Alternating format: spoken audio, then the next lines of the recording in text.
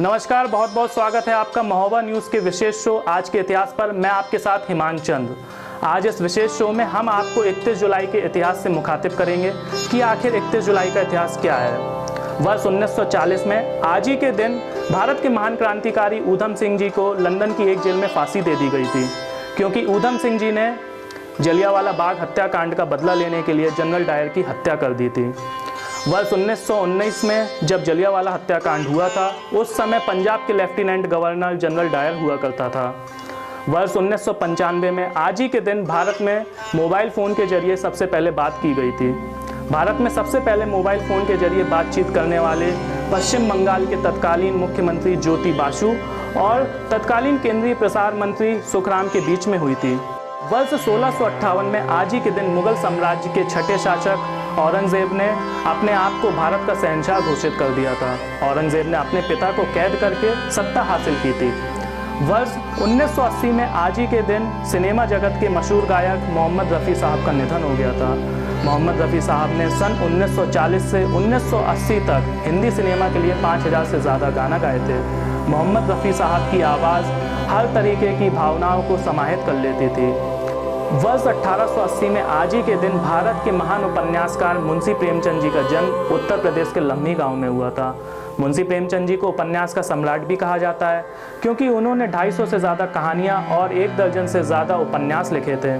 साथ ही साथ आपको यह भी बता दें कि वर्ष 1909 में मुंशी प्रेमचंद जी महोबा आए थे, और आज हम आपको अपनी रिपोर्ट में मुंशी प्रेमचंद जी के महोबा आने के बारे में भी बताएंगे। वर्ष 1909 में जब मुंशी प्रेमचंद जी का तबादला कानपुर से महोबा बतौर डिप्टी इंस्पेक्टर ऑफ स्कूल के पद पर हुआ, तब उनकी उम्र महज 29 वर्ष की थी। मुंशी प्रेमचंद जी ने महोबा में रहकर सौज़े वतन नामक किताब लिखी थी, जिस पर अंग्रेज़ी हुकूमत ने बंदिश लगा दी थी। जब मुंशी जी महोबा आए, तब उन्होंने छजमनपुरा मोहल्ले में ओम प्रकाश श्रीवास्तव के घर में रहकर दिन में शिक्षा व्यवस्था की कमान संभालते थे और रात में दिए की रोशनी में उपन्यास लिखते थे। इस किराए के घर में मुंशी जी 1914 तक अपना आशियाना बनाए रहे।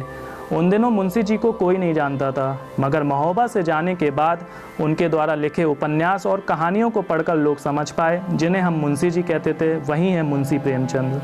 सबसे खास बात तो यह है कि साहित्य जगत के प्रेमचंद महोबा ने ही दिया है, क्योंकि इससे पहले वे कानपुर से धनपत राय की पहचान से आए थे। महोबा के ग्राम बैंदों में एक शिव मंदिर है, जहां मुंशी जी अक्सर जाते थे और यहीं बैठकर उन्होंने आत्माराम कहानी लिखी थी। उनके द्वारा लिखी मंदिर मस्जिद कहानी हिंदू मुस्लिम संबंधों के बीच बनी राम जन्मभूमि और बाबरी मस्जिद को लगभग 1.5 शताब्दी बाद भी हूबहू रेखांकित कर रही है। वास्तव में मुंशी प्रेमचंद जी का साहित्य हिंदू मुस्लिम की एकता का प्रतीक है। मुंशी प्रेमचंद जी ऐसी बेमिसाल शख्सियत थे जिस पर देश को नाज होता है। मुंशी जी ने निर्मला नाटक में जड़ जमा चुकी कुरीतियों को उखाड़ फेंकने का प्रयास किया। मुंशी जी ने अपने द्वारा लिखी गोदान में किसान के जीवन का मार्मिक चित्रण भी किया है। आज के इतिहास में इतना ही, और आपको अगर हमारे द्वारा बताया गया इतिहास अच्छा लगा है तो आप हमारे इस वीडियो को ज़्यादा से ज़्यादा लाइक करें और शेयर करें और हमारे चैनल को सब्सक्राइब करें, ताकि हम समय समय की खबरों के साथ साथ और भी इतिहास से आपको मुखातिब कराते रहें। धन्यवाद।